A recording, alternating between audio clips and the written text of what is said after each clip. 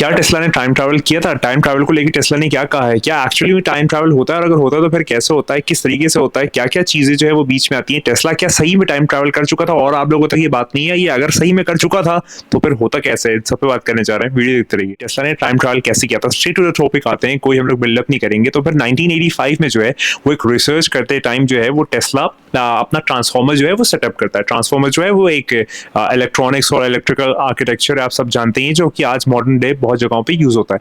तो Nikola Tesla जो है वो ये इंडिकेशन करता है कि जो टाइम और स्पेस है वो इन्फ्लुएंस हो सकता है highly charge rotating magnetic field से। यानी कि अगर बहुत ज्यादा चार्ज रोटेटिंग मैग्नेटिक फील्ड हो तो उससे जो है टाइम और स्पेस में फ्लक्चुएशंस आ सकते हैं, ऑगमेंटेशन आ सकते हैं, वो चीजें चेंज हो सकती हैं टाइम और स्पेस की। पहली बात ये आती है।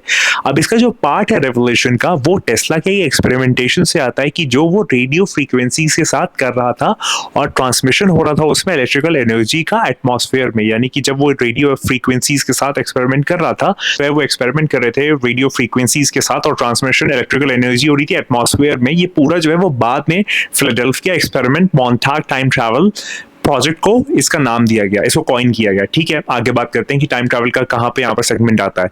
लेकिन उसके बावजूद भी जो है वो काफी टॉप सीक्रेट मिलिट्री प्रोग्राम्स जो है उसके बारे में काफी काम हो रहा था वहां पे। और टेस्ला जो है वो कुछ फैसिनेशन वाली डिस्कवरीज जो है वो नेचर ऑफ टाइम और real possibility of time travel के ऊपर काम कर रहे थे।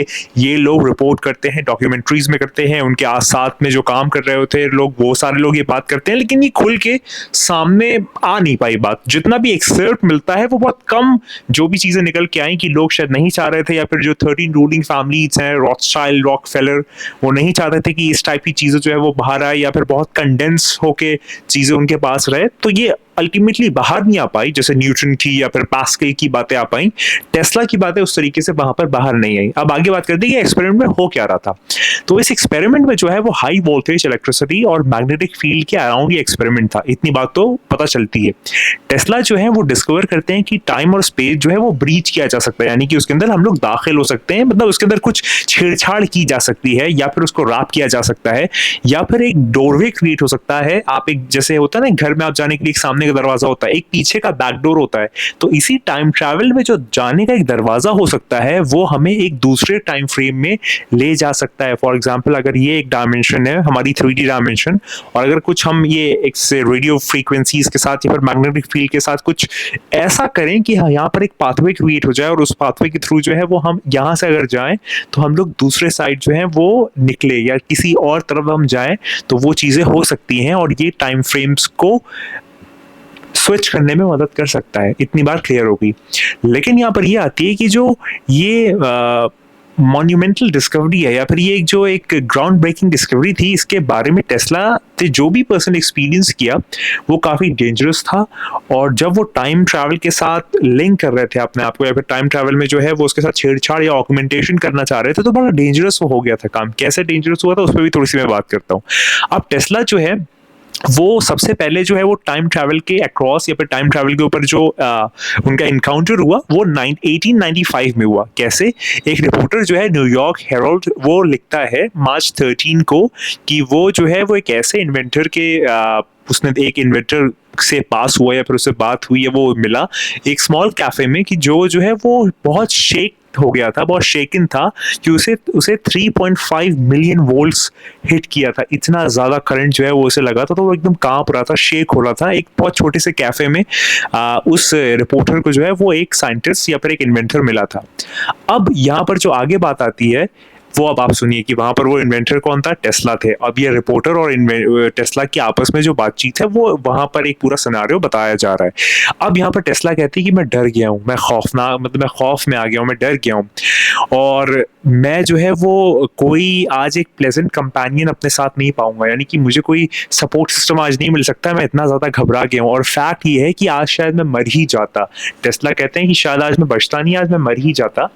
वो जो स्पार्क था वो 3 फीट जो है वो आसमान की तरफ गया था और मुझे बहुत तेज उसने मुझे चोट पहुँचाई या फिर मेरे ऊपर आके वो स्पार्क लगा और वो मेरे राइट शोल्डर के ऊपर लगा और मेरा असिस्टेंट जो है अगर वो उसको इंस्टेंटेनटली बंद ना करता, अगर फ़ौरन उसको बंद ना करता, रोकता नहीं, तो शायद आज मैं मर जाता।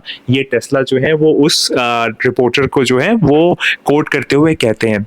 अब अगर मैं इस पे बात करूँ कि टेस्ला यहाँ पर जो भी इन्होंने बात बताई, तो टेस्ला किस कॉन्टेक्स्ट में कह रहे हैं, उस पे अगर मैं बात करूँ, तो टेस्ला जो है वो यहाँ पर रेजोनेटिंग इलेक्ट्रोमैग्नेटिक चार्ज के ऊपर बात कर रहे हैं कि जो उन्होंने खुद से फाइंड किया था कि अगर ये जो रेजोनेटिंग इलेक्ट्रोमैग्नेटिक चार्ज है, ये टाइम फ्रेम के आउटसाइड है। मतलब कि इतनी ज़्यादा इंटेंस चीज़ है, इतनी ज़्यादा आपके लिए स्पॉन्टेनियस और इम्पल्सिव चीज़ है कि जो हमारा टाइम फ्रेम है, जो हमारी चीज़ों को डिफाइन करता है, हमारा जो एक 3D इल्यूजनल वर्ल्ड है, इसके अंदर जो टाइम फ्रेम डिफाइन होता है, ये उससे बाहर की चीज़ है।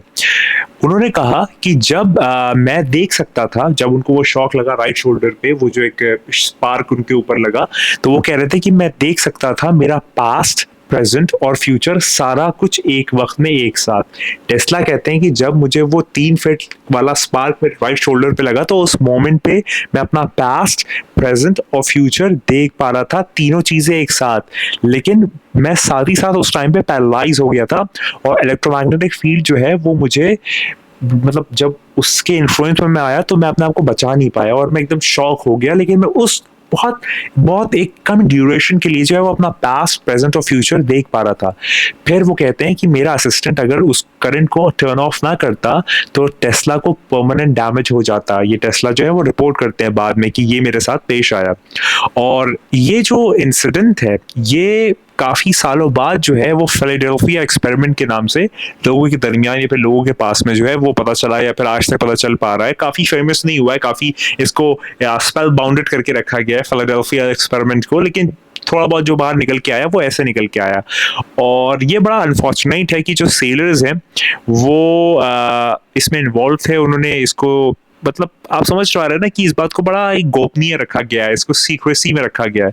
और यहाँ पर मेनली जो बात हो रही थी वो ये हो रही थी कि टेस्ला ने कहा कि मैं इस एक मोमेंट में, उस एक इंस्टेंस में जो है अपना पास्ट, प्रेजेंट और फ्यूचर देख पा रहा था कि जब मैं उस इलेक्ट्रोमैग्नेटिक चार्ज के इन्फ्लुएंस में आया कि जो 3 फीट लंबा था और मेरे राइट शोल्डर पे उसका इन्फ्लुएंस आया, तो मैं पास्ट, प्रेजेंट और फ्यूचर देख पा रहा था। यानी कि मैं टाइम की बाउंडेशन के बाहर निकल गया था उस इंस्टेंस के लिए और मैं अपना तीनों चीज़ें देख पा रहा था, सारा कुछ एक बार में। तो टेस्ला का ये जो सीक्रेट टाइम ट्रैवल एक्सपेरिमेंट है, ये हम नहीं जानते कि मतलब आज तक लोगों के हाथ में आया कि नहीं आया, लोग इसे जानते कि नहीं जानते, सीक्रेट लेबोरेटरीज में ये बातें हो रही हैं कि नहीं हो रही, लोग इसे प्रैक्टिस कर रहे हैं कि नहीं कर रहे, क्या वो नॉलेज जो वहाँ पर उन लोगों के पास थी टाइम ट्रैवल की, जो टेस्ला ने एक्सपेरिमेंट किया था, और लोगों तक पहुँचा कि नहीं पहुँचा। लेकिन हो ना हो, पता नहीं, शायद हो सकता है कि इसको बहुत आज के ज़माने में सीक्रेसी में रखा जाए, लेकिन आज हमारे दरमियान सिर्फ रूमर्स रह गए हैं, स्पेकुलेशंस रह गई हैं कि क्या ऐसा हुआ था, क्या ऐसा नहीं हुआ था, क्या ऐसा हो सकता है, क्या ऐसा नहीं हो सकता है।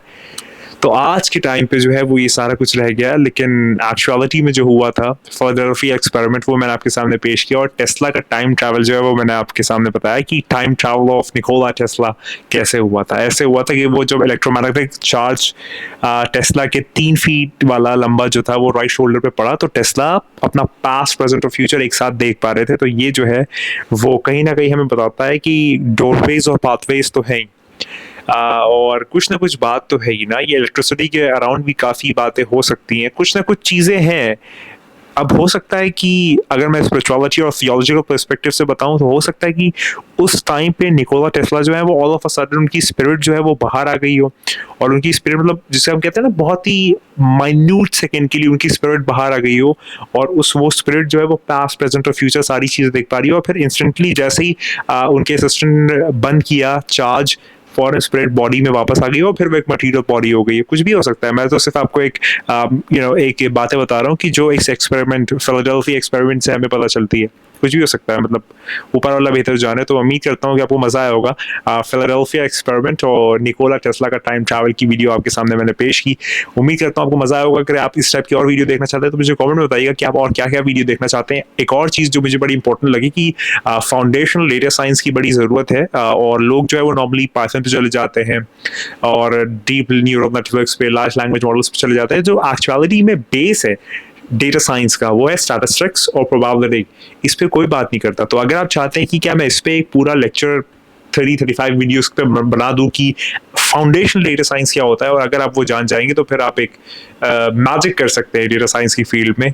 और जो आजकल आप समझ पा रहे हैं ना, सारा लार्ज लैंग्वेज मॉडल सब कुछ, उसका जो एक्चुअल मैप है उस पे हम बात करेंगे। अगर आप चाहते हो तो मुझे बताइएगा। याद रखिए वीडियो कोई भी हो, मैं हमेशा वही कहता हूँ जो मैं हमेशा कहता हूँ कि तू नहीं है, बस वही वही है। खुदा हाफिज।